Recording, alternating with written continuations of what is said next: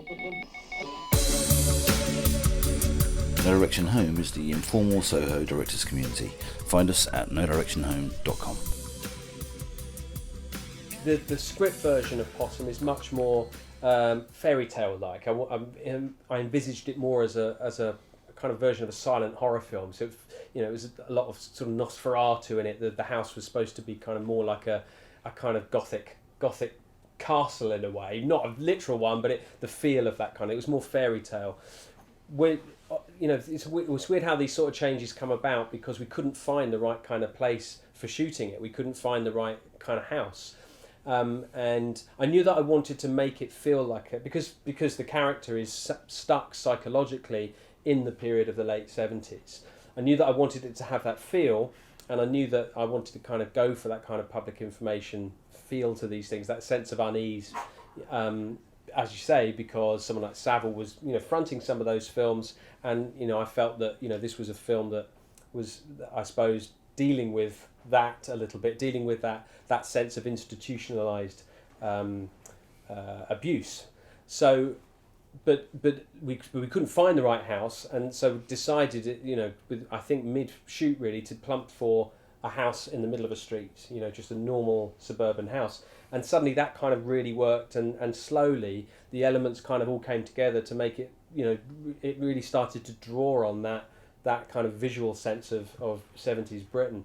And the radiophonic came on at a later stage in post, but they were, by that stage I just realised they were the absolute perfect, they were the perfect musicians to do the soundtrack for it. And they used to do all of the sort That's of right, because they've done so much of that kind of, the musical background, the soundscapes of all those programs and that side of Britain. Just they produced so much of that music that it just felt completely natural that they would be part of the sounds in Philip's Head, really.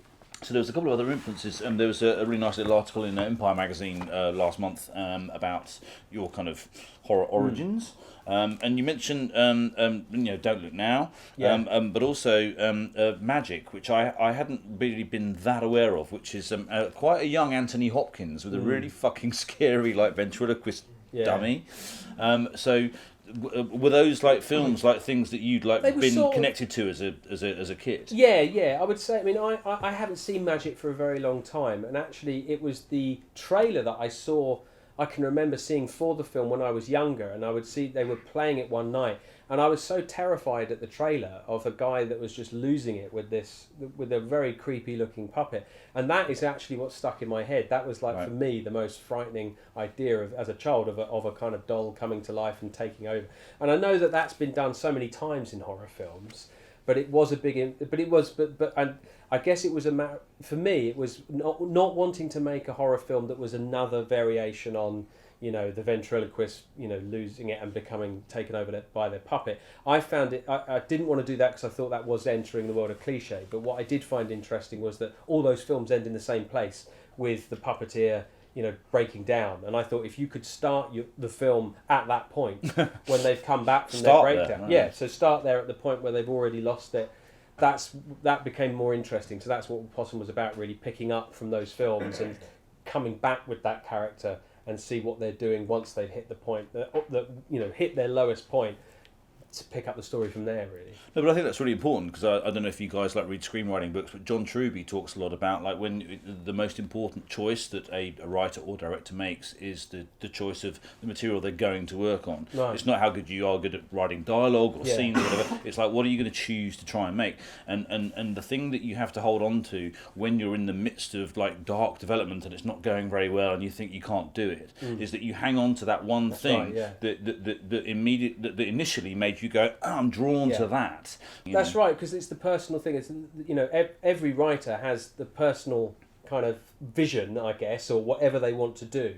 For me, it was I really wanted to make a silent horror film, and and when things were all going, it is like you say, you kind of go, well, that's what I want to do, and that is. No matter what, all the noise or whatever it is, you have to kind of lock on and remember what your vision for something is, and as long as you retain, I guess, the truth of what you were setting out to do, as long as you know that is still the core of what you're doing is something between you and what you've written, and there's nothing else involved, I think it is a very personal thing that you have to keep hold of and just go, yeah, that's why I'm making it. It doesn't, whatever happens, there is a reason I'm making it. No one else really knows why I'm doing it. I do, and that's, I guess there is that.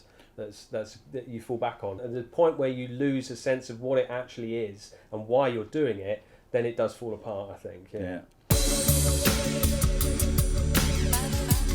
No Direction Home is the informal Soho directors community. Find us at nodirectionhome.com.